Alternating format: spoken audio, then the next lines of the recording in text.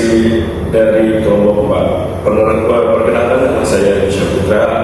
Hari ini akan membahas topik yang sangat dekat dengan kehidupan kita sehari-hari, dengan judul kenapa kita mudah percaya dengan media, di balik rahasia psikologi komunikasi di masa. Hari ini juga kita akan membahas bagaimana sih media mempengaruhi kita dalam berpikir, merespon pesan, bahkan tanpa kita sadari untuk membalas ini lebih paham. Saya sudah bersama dengan narasumber kita yang luar biasa, yaitu Pak Yodo, MSc Psikolog. Terima kasih Pak sudah datang. Ya. Ini salah satu dosen psikologi juga di UPP yang sangat sudah paham di bidangnya. Bagaimana Pak ini? Kayak kabarnya? Alhamdulillah, habis dono. Alhamdulillah sehat-sehat. Lama nggak Pak tadi donornya Pak? Enggak sih, sebetulnya kalau dalam proses donornya itu sebentar ya. Jadi proses donornya sebentar. Cuma itu aja tadi karena banyak yang mau donor jadi ngantri di ruang tunggunya aja sih yang agak lama. Oke, makasih juga Pak udah menyempatkan luangkan waktu untuk kita podcast, karena ini juga bisa mendapatkan insight langsung dari Bapak Yodo. Kita langsung aja ke pertanyaannya Pak. Sebenarnya apa sih Pak komunikasi massa itu Pak? Dan apa bedanya dengan komunikasi biasa seperti obrolan sehari-hari Pak? Oke. Pertama kalau obrolan sehari-hari dulu ya, obrolan sehari-hari itu biasanya hanya antara satu orang dengan orang lain atau satu orang dengan kelompok yang berada di tempat situ. Contoh ya, gibah, ibu-ibu lagi belanja sayur. Jadi obrolannya itu hanya obrolan antara si satu orang ibu dengan ibu-ibu yang ada di dekat tukang sayur saja. Nah itulah obrolan atau komunikasi biasa saja. Nah sedangkan komunikasi massa itu adalah bagaimana menyampaikan sebuah informasi atau komunikasi kepada halayak ramai, kepada publik, gitu ya. Jadi kepada publik, kepada halayak ramai yang mungkin pada saat kita menyampaikan informasi itu kita tidak mengenal mereka. Kalau yang tadi komunikasi biasa kan ya ibu-ibu saling mengenal ya, atau kayak misalnya contohnya kalian lagi ngopi bareng, ya itu kan komunikasi biasa gitu loh. Nah kalau komunikasi massa ya pokoknya sifatnya bisa dikatakan dua arah tuh begini. Dari pihak instansi, organisasi atau siapapun atau konten kreator itu menyampaikan sebuah komunikasi, sebuah informasi kepada publik, kepada halayak ramai, ya imbal baliknya adalah mereka bertanya melalui diskusi, melalui misalnya tulisan atau apa segala macam. Itu sih. Jadi yang satu adalah sesama teman yang dikenal atau sesama orang yang dikenal. Kalau yang satu lagi kalau komunikasi massa itu lebih ke arah informasi kepada publik. Kalau berarti yang kalau secara contoh mudahnya itu komunikasi massa itu seperti media sosial, ya, poster. Nah itu bisa media sosial, bisa poster, bisa flyer gitu ya. Contohnya sendiri adalah yang simple ya, yang simple kayak sebuah instansi pelatihan ingin mengadakan pelatihan, menaruh flyernya itu di sosial media. Nah itu dia menginformasikan kepada halayak ramai, saya mau ada pelatihan loh gitu. Nah sehingga orang bisa mendaftar ke pelatihan tersebut.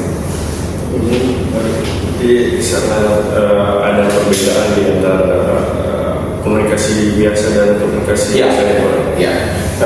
Berarti kalau kita scroll media sosial seperti TikTok atau Instagram itu juga termasuk komunikasi massa ya? Komunikasi massa juga. Itu sebetulnya masuknya komunikasi massa, tinggal bagaimana. Jadi kalau kita sebagai orang yang menyampaikan sebuah informasi, ya, maka sampaikanlah informasi yang benar-benar bermanfaat, berguna bagi publik atau masyarakat banyak. ya. Jadi yang benar-benar sesuai fakta, benar-benar tidak menghujat siapapun, benar-benar informasi yang diberikan itu adalah sebuah kebaikan, gitu ya. Jangan sebuah hinaan, jangan sebuah apapun. Bagi si penerima informasi, kita yang sedang scroll-scroll TikTok, scroll-scroll IG, ya harus memilih juga mana informasi yang memang kita butuhkan, mana informasi yang memang tidak kita butuhkan. Ya kalau tidak kita butuhkan, malah lewatin aja. Tapi kalau memang kita butuhkan, kayak kalau sekarang ini kan, kalau laki-laki biasanya lagi membutuhkan informasi apa, biar dunia antar klub, ya pasti nyarinya tentang Piala Dunia antar klub. Tapi kalau misalnya memang yang tidak dibutuhkan, misalnya ada ujaran kebencian atau apa, lewatin aja sih. Oke, sangat menarik pembahasan kita hari ini. Selanjutnya saya juga sering melihat nih Pak, berita-berita yang sama di media bisa ditanggapi dengan berbeda-beda. Ada yang percaya, ada yang skeptis, bahkan dia ada yang marah. Itu kenapa ya Pak? Oke, karena pada dasarnya manusia menganggap pendapatnya adalah yang paling benar. Ya. Contoh kita lihat ini ya. Nah, kalau misalnya kita taruh ini di sini, yang kamu lihat adalah apa? Betul. Nah, tapi yang saya lihat bukan komposisi. Jadi masing-masing manusia memiliki sudut pandangnya sendiri, gitu ya. Lalu bagaimana caranya kita harusnya bisa melihat dengan yang sama dengan mereka? Ya kita lihat sekarang. Sehingga apa? Sehingga saya lihat mineralnya, kamu lihat komposisinya, gitu ya. Jadi setiap manusia itu selalu menganggap pandangannya adalah yang paling benar. Satu-satunya hal yang harusnya berubah, harus dirubah adalah kita melihat dari sudut pandang orang lain seperti apa, sehingga kita memahami keseluruhan cerita. Jadi kalau saya ada dua orang bertengkar, ya satu orang ngomongin gini, udah, saya tidak percaya sepenuhnya. Saya mau lihat versi dari si B dulu, versinya seperti apa. Ya sehingga dari dua sudut pandang itu baru kita bisa memilah mana yang memang benar-benar harus kita maksudkan atau yang kita ketahui informasinya yang tepat seperti apa, dan kalau perlu solusinya seperti apa. Berarti kita itu kita harus melihat dari dua sisi ya Pak. Betul. Kita harus melihat dari sisi A dan sisi B. Itu sangat mempengaruhi cara kita berpikir atau mengirimkan pesan, itu sangat berbeda sekali. Ya. Dan media juga disebut punya pengaruh besar terhadap pola pikir masyarakat Pak. Seberapa besar sih Pak sebenarnya pengaruh terhadap pikiran atau bahkan perilaku seseorang? Oke. Ini di dalam konsep learning ya, di dalam konsep learning itu adalah kalau misalnya kita terus-terusan melihat sesuatu, kita biasanya akan hafal. Kalau terus-terusan melihat sesuatu itu akan hafal. Kenapa media tidak terlalu berpengaruh di zaman dulu? Karena media itu hanya muncul 2 kali 1 hari, yaitu koran sore atau koran pagi, gitu ya. Nah itu hanya muncul di 2 itu. Sedangkan kita kalau nonton TV, berita pun muncul itu hanya 2 kali, di jam 7 sampai jam 9. Jadi otomatis informasi itu amat sangat sedikit dan masuk ke dalam masyarakat, sehingga pemahaman masyarakat akan informasi itu tidak sekompleks saat ini kalau zaman dulu. Nah, namun kalau saat ini media itu bisa diakses 24 jam. Setiap orang bisa mengakses media, bisa mengakses berita, ya. Jadi kayak kita mau mengakses berita kayak tadi aja, Piala Dunia antar klub, tinggal kita nulis saja di Google itu keluar Piala Dunia antar klub. Hasilnya berapa itu kelihatan, ya. Kayak Al Hilal kalah sama Fluminense 2-1 itu udah kelihatan langsung. Tapi kalau zaman dulu kan harus nunggu koran dan dulu, gitu. Sehingga ada jeda waktu. Kalau sekarang tidak ada jeda waktu, jadi 24 jam. Sehingga dengan orang melihat terus, ya, sehingga hal itu, informasi itu langsung masuk ke dalam pikirannya orang, ya. Setelah itu akan mulai tertanam di pikirannya, gitu ya. Nah makanya saya pernah bilang bahwa kayak media bergerak itu kayak ya video, ya teater, itu kan media bergerak, itu kurang lebih dari sekitar 50% dari informasi itu masih akan tertanam di pikiran manusia, 50% dari informasi. Nah, untuk hal itulah makanya kenapa orang-orang saat ini dengan mudahnya mengakses media dan seperti itu. Berarti kalau bisa digambarkan itu, jadi setiap orang yang melihat media itu 50% bakalan teriak. 50% dari informasi yang disampaikan media itu masih ingat. Dan gimana sih Pak dampak negatifnya yang melihat konten-konten negatif seperti standar TikTok untuk secara psikologisnya, karena kan itu media sosial, bukan dunia realita gitu Pak. Pasti semua orang punya standar masing-masing. Oke, begini. Ya, saat ini itu ada yang namanya standar TikTok ya. Jadi standar TikTok itu standar media sosial. Jadi yang dimana orang-orang yang membuat standar itu bukanlah orang-orang yang memang memiliki kapabilitas kayak misalnya profesor, doktor, itu tidak. Setiap orang bisa membuat standar itu, dan begitu media itu, informasi itu dilihat dengan orang yang memiliki pendapat sama, akhirnya dia juga membuat itu, sehingga hal itu makin lama makin berkumpul. Kalau secara media sosial adalah secara algoritmanya akan muncul terus, akhirnya itulah yang menjadi standar TikTok. Contoh standar TikTok yang ramai beberapa waktu lalu ya, bahwa jangan memilih suami yang cinta sama ibunya atau cinta sama keluarganya. Itu ada standar TikToknya. Nah, itu ternyata banyak yang berpendapat begitu. Sehingga karena banyak yang berpendapat dan banyak yang pendapatnya divideokan, akhirnya itu masuk ke dalam TikTok dan sosial media. Dan karena banyak algoritmanya mereka akhirnya memunculkan itu di setiap FYP yang ada. Nah, bagi mereka-mereka yang mungkin usianya masih remaja, ya segala macam, itu menerima informasi itu ya mentah-mentah gitu. Berbeda sama orang-orang yang sudah 30 tahun ke atas, sudah merasakan pengalaman dunia segala macam, mereka sudah bisa memilah mana yang diperlukan dan mana yang tidak. Gitu sih. Berarti Bang, untuk dampak psikologi juga sangat besar juga. Sangat besar, tergantung perkembangan manusia.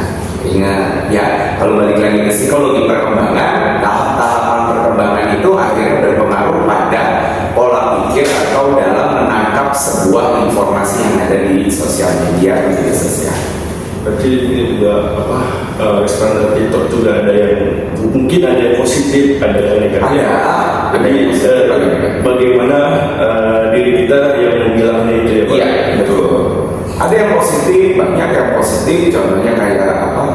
Dia menampilkan alam Indonesia segala macam kan, itu istilahnya untuk meningkatkan jadi diri bangsa lah ya, jadi diri bangsa. Atau informasi-informasi setelah tim nasional bertanding ada lagu Indonesia Tanah Air itu yang akhirnya mendunia, bahkan diundang FIFA untuk dinyanyikan di Piala Dunia 2026 gitu. Nah, itu sebetulnya kalau itu yang jadi FYP itu sebetulnya malah lebih bagus. Jadi meningkatkan rasa nasionalisme itu. Terus jangan lagi ada standar mengenai muka lah, ya. Kayak kemarin itu saya lihat ada standar TikTok, ada COC, Class of Champion, ya. Itu ada siapa namanya itu IPK-nya 3,94 dan dia anak ITB, tapi komentarnya warganet Indonesia itu semua komentarin mukanya dia, gitu ya. Itulah yang disebut standar TikTok. Ya harusnya sudah tidak itu, tapi respect dengan memang keberhasilan dia dengan IPK 3,94 itu. Jadi berpengaruh banget ya Pak. Iya.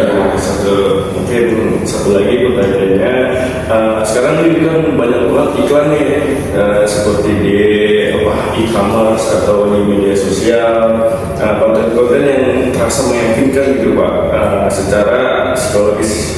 Apa sih yang membuat seorang itu mudah terpengaruh oleh pesan-pesan tersebut?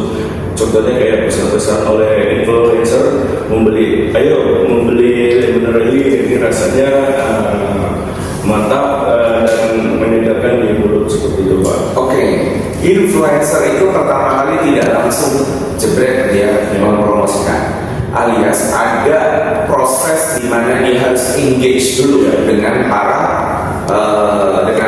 pengikutnya, gitu ya. Jadi proses engage itulah yang akhirnya menyebabkan bahwa akhirnya si para followernya itu merasa engage dengan si trendsetternya, sehingga trendsetter begitu sudah engage, sudah kuat, dia mulai masuk ke produk. Nah, produknya itu pasti followernya akan mengikuti. Contoh, ya penggemar K-pop aja, ya penggemar NCT, penggemar BTS, ya begitu nanti BTS meluncurkan sebuah produk, itu pasti akan dibeli sama para penggemarnya. Gitu. Cuma untuk sampai ke porsi itu ada proses engagement dulu yang mungkin cukup butuh waktu. Kayak NCT baru keluar, tidak mungkin penggemarnya segitu banyak. Ya, NCT harus bagaimana meyakinkan yang mendengar musik mereka itu menyukainya sehingga bisa engage antara si penggemar dengan si artisnya atau dengan si influencernya. Jadi teknik itu sangat mempengaruhi dan sengaja dirancang agar kita secara psikologis itu terikat atau orang membeli barang tersebut. Iya, kadang-kadang ada di dalam namanya perilaku impulsif buying atau perilaku konsumtif itu terkadang ada aspeknya itu dia kadang membeli bukan karena kebutuhan. Ya, betul. Jadi dia bukan membeli bukan karena kebutuhan, tapi membeli karena memang idolanya atau trendsetternya menggunakan itu. Nah, biasanya kalau sudah beli dia bingung, ini pakainya kapan ya? Dan gitu ya. Nah, itu pakainya seperti itu tuh ya. Makanya itu dibalikkan lagi ke dalam psikologi perkembangan. Psikologi perkembangan. Makanya influencer itu tahu, influencer K-pop itu tahu ya, yang masa psikologis perkembangan yang masih bisa dimasuki itu yang mana nih, sehingga pada saat mereka membuat sesuatu FYP-nya mereka udah tahu arahnya ke siapa gitu. Betul, sangat ini ya udah tersusun terencana sekali ya Pak. Iya, kalau kayak NCT, BTS ngarahnya ke ranahnya angkatan ibu saya ya udah nggak main ibu saya. Betul. Nah, itu dibalikin lagi ke psikologi perkembangan. Betul. Luar biasa sekali ya Pak.